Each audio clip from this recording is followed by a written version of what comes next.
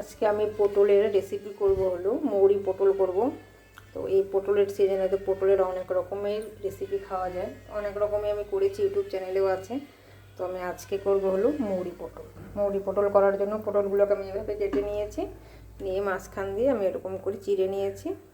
এখন আমি পটলগুলোকে আমি হালকা করে ভেজে নেব।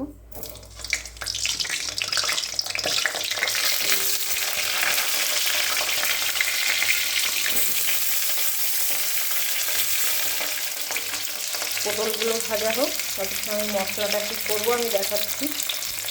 পটলগুলো ভাজা হচ্ছে, এখানে আমি লঙ্কা, মৌরি আর হলো অল্প আদার টুকরো, এতটুকু মশলা আমি এখন বেটে নেব। ঝালটা যে যেরকম খাবে সেরকমই দেবে। পটলগুলো ভাজা হয়ে গেছে, সামান্য একটু হলুদ দিয়ে আর একটু নেড়ে চেড়ে পটলগুলো আমি নামিয়ে নেব।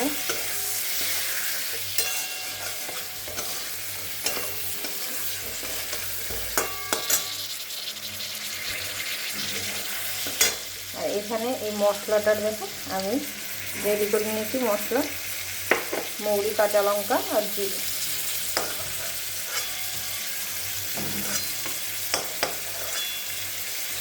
পটলের সিজনে অনেক রকম করেই পটল খাওয়া যায়, সব সময় তরকারি খেতে ভালোও লাগে না।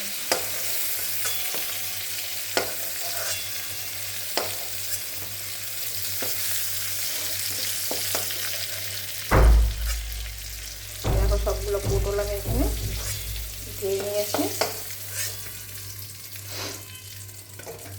এখন এই তেলের মধ্যে আমি ফোড়ন দিয়ে দেবো, একটু কালো জিরে দিয়ে দিচ্ছি। পুড়েই গেল পটল ভাজতে ভাজতে কড়াইটা, সেই কড়াইতেই বসিয়ে দিলাম আমি।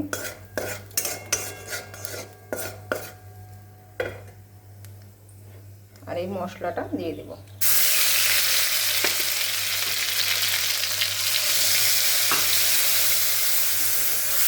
আমি মশলাটাকে একটু ভালো করে ভেজে নেব।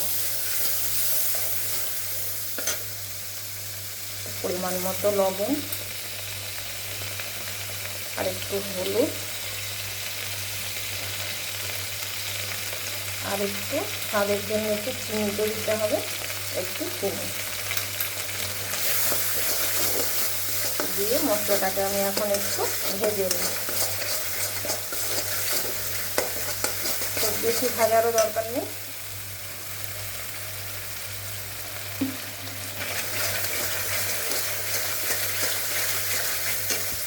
মশলা ভাজা হোক, মশলার গা থেকে এভাবে তেল ছেড়ে দিলে তারপর আমি এখানে একটু দই দেবো। এখানে আমি 3-4 চামচের মতো দই ভালো করে ফেটিয়ে রেখে দিই। আর যদি তোমাদের দই না থাকে তাহলে এখানে 1 কাপের মতো দুধ ব্যবহারও করতে পারো। দই না হলে দুধ ব্যবহারও করা যাবে। আমি আর একটু হালকা আছে ভেজে নেব।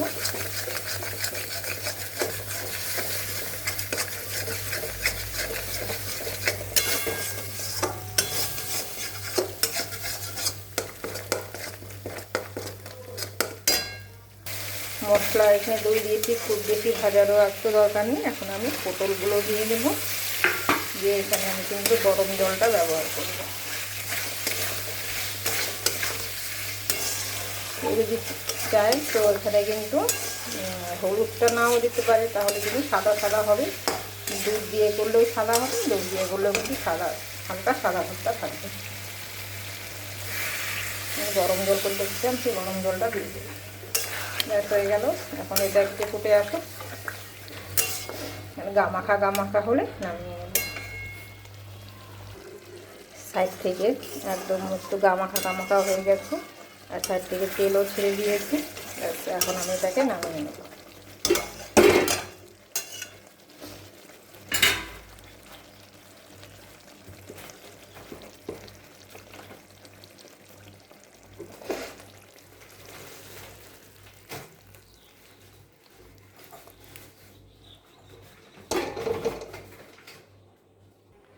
এই যে আমি নামিয়ে নিয়েছি মৌরি পটল রেসিপি। তো পটলটা এভাবে আপনারা একবার করে খেয়ে দেখবেন, ভীষণ ভালো লাগবে খেতে।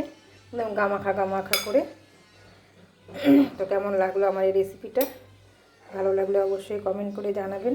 আমার ভিডিওগুলো ভালো লাগলে আর ইউটিউব চ্যানেল থেকে দেখলে সাবস্ক্রাইব করে আমার পাশে থাকবেন। আমি অন্যদিন আবার আসবো, আমি অন্যরকম অন্য ভিডিও নিয়ে। আমি আজকে এখানেই শেষ করছি। নমস্কার।